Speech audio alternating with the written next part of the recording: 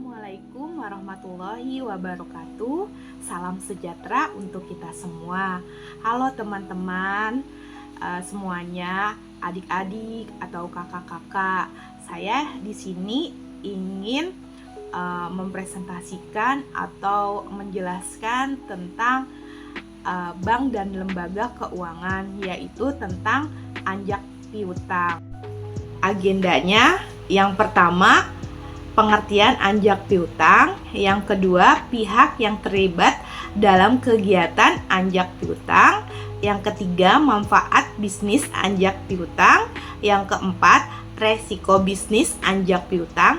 Yang kelima, jenis-jenis anjak piutang. Pengertian anjak piutang. Anjak piutang merupakan suatu istilah yang berasal dari gabungan kata anjak yang artinya pindah atau alih, dan piutang yang berarti tagihan sejumlah uang. Menurut Kepres nomor 61 tahun 1988 tentang lembaga pembiayaan, anjak piutang merupakan usaha pembiayaan dalam bentuk pembelian dan atau pengalihan serta pengurusan piutang atau tagihan jangka pendek dari suatu perusahaan yang terbit dari suatu transaksi perdagangan dalam atau luar negeri. Kepres ini kemudian dicabut melalui peraturan pemerintah nomor 9 tahun 2009 tentang lembaga pembiayaan. Pengertian tentang anjak piutang ini diatur dalam pasal 1 angka 6. Anjak piutang atau factoring adalah kegiatan pembiayaan dalam bentuk pembelian piutang dagang jangka pendek suatu perusahaan berikut pengurusan atau piutang tersebut. Pihak yang terlibat dalam kegiatan anjak piutang. Yang pertama, perusahaan anjak piutang atau factoring, yaitu perusahaan yang akan mengambil alih atau mengelola piutang atau penjualan kredit debiturnya. Dalam hal ini, dia bertindak sebagai pihak pembeli piutang. Jika terhadap kegiatan factoring internasional, maka terdapat dua perusahaan faktor, yakni pihak perusahaan faktor domestik, export faktor, dan pihak perusahaan faktor luar negeri, impor faktor. Yang kedua itu adalah kreditor atau klien yang menyerahkan tagihannya kepada pihak anjak piutang untuk ditagih atau dikelola atau diambil alih dengan cara dikelola atau dibeli sesuai perjanjian dan kesepakatan yang telah dibuat. Yang ketiga ada nasabah atau customer, yakni pihak debitur yang berhutang kepada pihak klien yang selanjutnya dia akan membayar hutangnya kepada pihak perusahaan faktor. Selanjutnya ada manfaat bisnis anjak piutang. Yang pertama, bagi perusahaan anjak piutang terbagi menjadi 3 bagian. Yang pertama, memperoleh keuntungan berupa fee dan biaya administrasi. Fee ini adalah istilah yang merujuk pada pembayaran atau biaya yang dikenakan untuk layanan atau transaksi tertentu. Yang kedua, membantu menyelesaikan pertikaian di antara kreditor dan debitor, yaitu berarti keterlambatan pembayaran atau ketidakmampuan membayar. Debitor tidak mampu membayar sama sekali yang disebabkan oleh kebangkrutan atau masalah dalam keuangan. Yang ketiga, membantu manajemen pihak kreditor dalam penyelenggaraan kredit, berarti memberikan dukungan dan layanan untuk memastikan bahwa proses pemberian dan pengelolaan kredit berjalan dengan lancar dan efektif. Yang kedua, ada bagi kreditor atau klien, dibagi menjadi 4. Yang pertama, mengurangi resiko kerugian dengan tertagih piutangnya. yaitu yang berarti melakukan analisis menyeluruh terhadap kelayakan kredit calon debitur sebelum memberikan pinjaman ini, termasuk memeriksa riwayat kredit, kapasitas pembayaran, dan kondisi keuangan. Yang kedua, memperbaiki sistem administrasi yang semrawut, berarti mengembangkan standar SOP untuk semua administrasi sehingga semua staf mengetahui langkah-langkah yang harus diikuti. Yang ketiga, memperlancar kegiatan usaha yang berarti memberikan atau mengoptimalkan berbagai aspek operasional bisnis agar berjalan lebih efisien dan efektif. Yang keempat, dengan ditagihnya piutang oleh perusahaan, anjak piutang kreditor dapat berkonsentrasi ke usaha lainnya, yang berarti kreditor dapat fokus pada kegiatan inti bisnis mereka tanpa harus khawatir tentang penagihan piutang yang tertunda. Yang ketiga, yaitu bagi debitur, memberikan motivasi kepada debitur untuk segera membayar secepatnya karena ada rasa malu sehingga berusaha sekuat tenaga untuk segera membayar dengan berbagai cara, yaitu menghubungi debitur secara langsung, baik melalui telepon, email, atau kunjungan langsung untuk mengingatkan mereka tentang kewajiban pembayaran mereka, atau mengirimkan surat peringatan resmi yang mencantumkan konsekuensi dan keterlambatan atau tindakan hukum.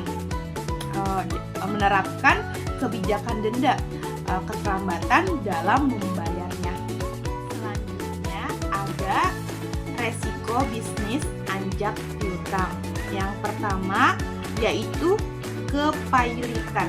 Bila terjadi kepailitan dari pihak customer, maka perusahaan faktor hanya berkedudukan sebagai kreditor konkuren, sehingga untuk mendapatkan pembayaran hutang secara penuhnya sangat kecil.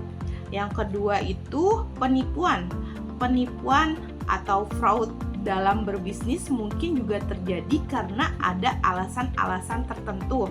Beberapa modus operandi dalam transaksi factoring adalah sebagai berikut. Yang A, pembayaran tidak kepada perusahaan faktor. Jadi pembayarannya tidak langsung, jadi membayarnya tidak langsung ke perusahaannya melalui orang, tapi tidak dilaporkan oleh perusahaannya. Yang kedua, free invoicing, yaitu proses pembuatan faktur sebelum pengiriman barang atau jasa yang sebenarnya terjadi. Proses ini sering digunakan untuk memberikan estimasi biaya kepada pelanggan dan mendapatkan pembayaran di muka atau memfasilitasi pengaturan pembayaran.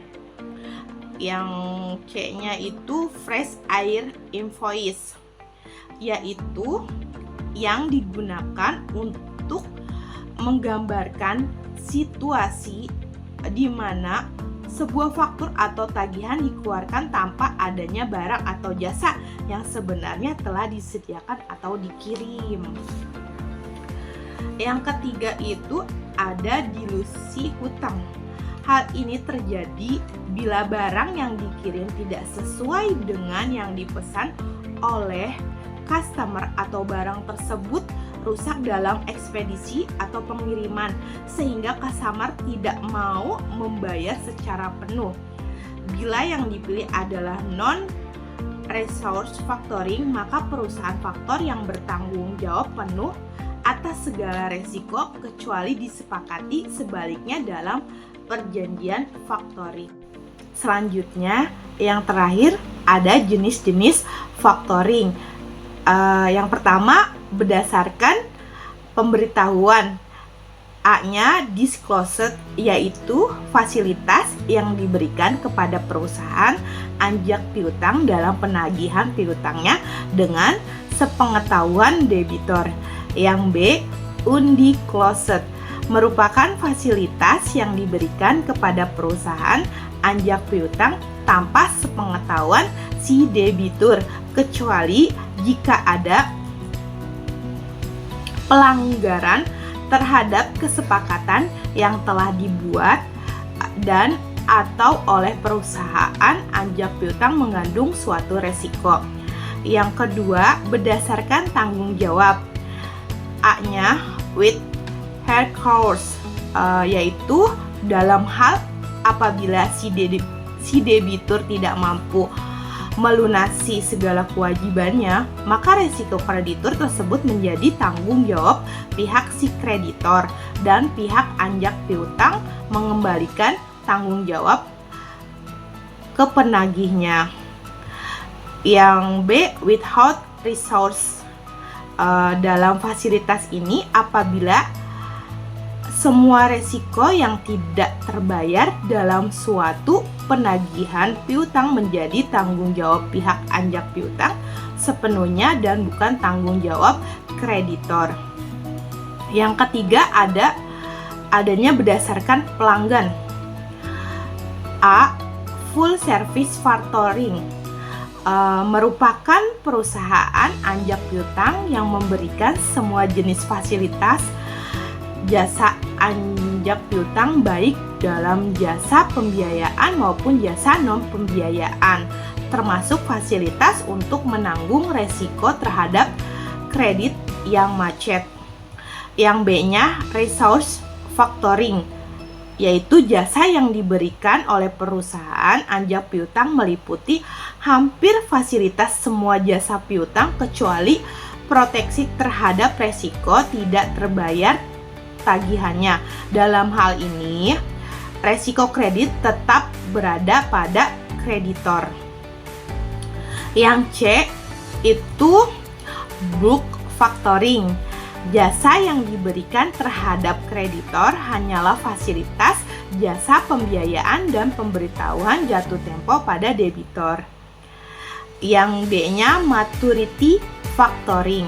Dalam perusahaan jenis ini, fasilitas jasa yang diberikan kepada kreditor adalah perlindungan kreditor yang meliputi pengurusan atas penjualan, penagihan, dan debitor, dan perlindungan atas piutang. Dan dalam jenis ini jasa yang diberikan adalah tanpa pembiayaan. Yang E-nya invoice discounting. Jadi pemberian fasilitas ini jasa hanyalah untuk yang berbentuk pembiayaan anjak piutang. Yang F-nya undisclosed factoring. Dalam fasilitas ini perusahaan anjak piutang memberikan proteksi terhadap kemacetan pelunasan piutang sampai dengan presentasi tertentu dari jumlah faktur yang telah disetujui. Yang G-nya advance payment, yaitu transaksi pengalihan piutang di mana pembayaran dilakukan pada saat jatuh tempo dan besarnya sekitar 80% dari nilai faktur. Yang keempat itu berdasarkan wilayah. A-nya domestic factoring, merupakan perusahaan anjak piutang yang hanya beroperasi di wilayah Indonesia saja. Yang B-nya international factoring, yaitu merupakan kegiatan anjak piutang yang kegiatannya dapat dilakukan antar negara seperti pembiayaan fasilitas ekspor dan impor. Terima kasih apa yang telah saya presentasikan. Semoga ilmunya bermanfaat untuk kita semua. Kurang lebihnya mohon maaf. Wassalamualaikum warahmatullahi wabarakatuh.